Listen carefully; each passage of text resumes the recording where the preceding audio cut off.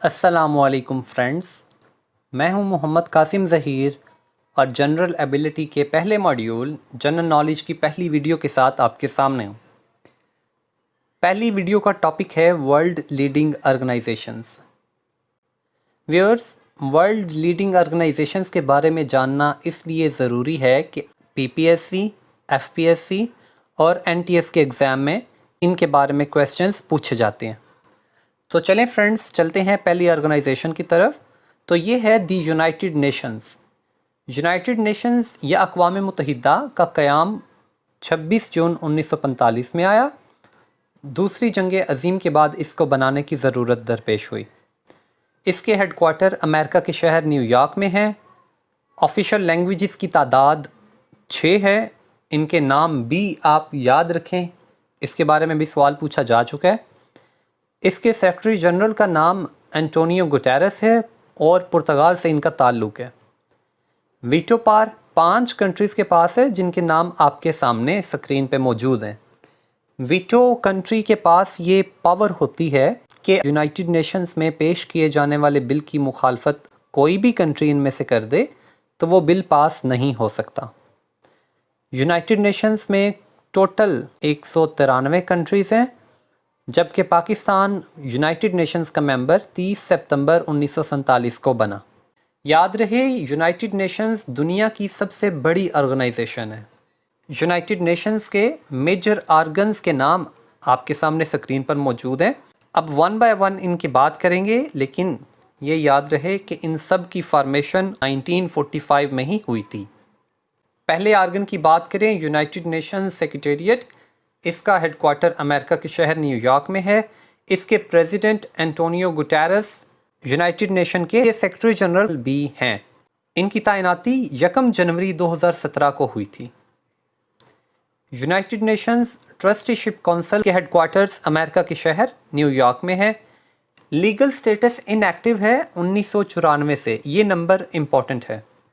इसकी head N Gaghan है, France से ताल्लुक़ रखती हैं और 25 जुलाई 2019 से ये काम कर रही हैं।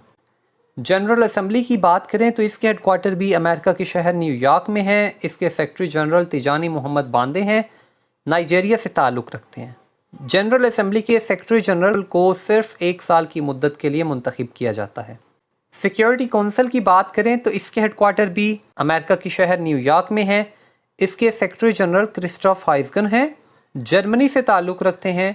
यूनाइटेड नेशन सिक्योरिटी काउंसिल के सेक्रेटरी जनरल को सिर्फ 1 माह की मुद्दत के लिए मुंतखब किया जाता है।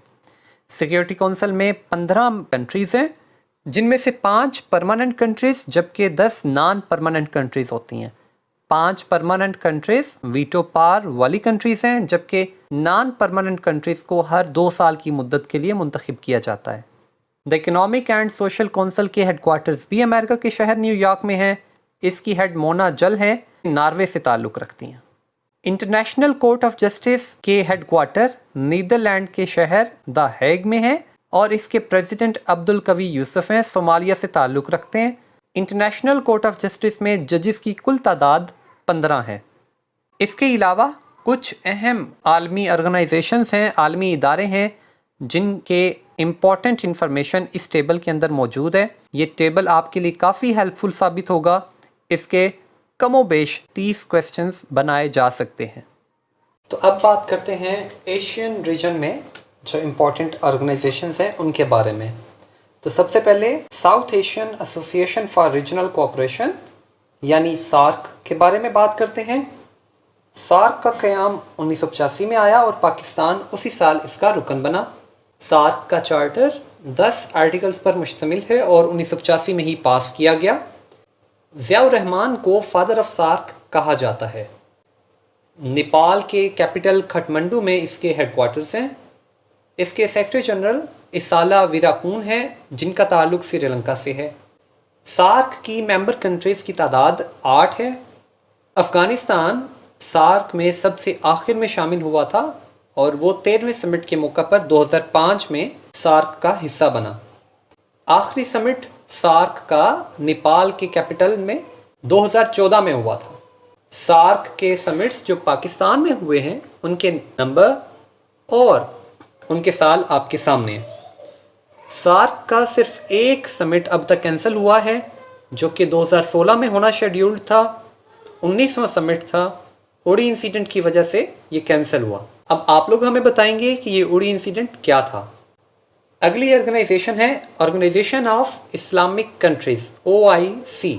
اس کی فارمیشن 1969 میں ہوئی اور پاکستان اسی سال اس کا رکن بنا۔ اس کے ہیڈ کوارٹر سعودی عربیہ کے شہر جدہ میں ہے، جبکہ یوسف العثیمین 2016 سے اس کے سیکرٹری جنرل کے فرائض سر انجام دے رہے ہیں۔ اس کی ممبر 57 کنٹریز ہیں، جبکہ آفیشیل لینگویجز کی تعداد 3 ہے۔ آخری سمٹ ترکی میں استنبول کے مقام پر ہوا تھا 2016 میں، جبکہ اب تک OIC کے 21 سمٹس ہو چکے ہیں، جن میں 14 نارمل سمٹس تھے اور 7 ایکسٹرا آرڈینری سمٹ تھے۔ نارمل سمٹس ایسے سمٹس ہوتے ہیں جو کہ شیڈیولڈ ہوتے ہیں، جبکہ ایکسٹرا آرڈینری سمٹس وقت کے تقاضوں کے مطابق ایمرجنسی کی صورت میں بلائے جاتے ہیں۔ پاکستان میں OIC کا ہونے والا واحد سمٹ OIC کا دوسرا سمٹ تھا جو 1974 میں لاہور میں ہوا تھا۔ 2004 میں ڈنمارک کے اخبار میں پیغمبر صلی اللہ علیہ وآلہ وسلم کے خاکے شائع ہونے کے بعد 2005 میں تیسرا ایکسٹرا آرڈینری سمٹ سعودی عربیہ میں بلایا گیا تھا۔ آج کی آخری آرگنائزیشن کی بات کریں تو وہ ہے شنگھائی کوآپریشن آرگنائزیشن۔ یہ 2001 میں قائم ہوئی اور پاکستان 2017 میں اس کا رکن بنا۔ اس کے ہیڈ کوارٹر چائنا کے شہر بیجنگ میں ہے۔ اس کے سیکرٹری جنرل ولادیمیر نورو ہیں، جن کا تعلق ازبکستان سے ہے۔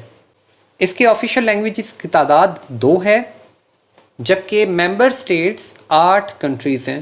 اب تک شنگھائی کوآپریشن آرگنائزیشن کے 20 سمٹس ہو چکے ہیں، جس کا آخری سمٹ جولائی 2020 میں ہوا تھا۔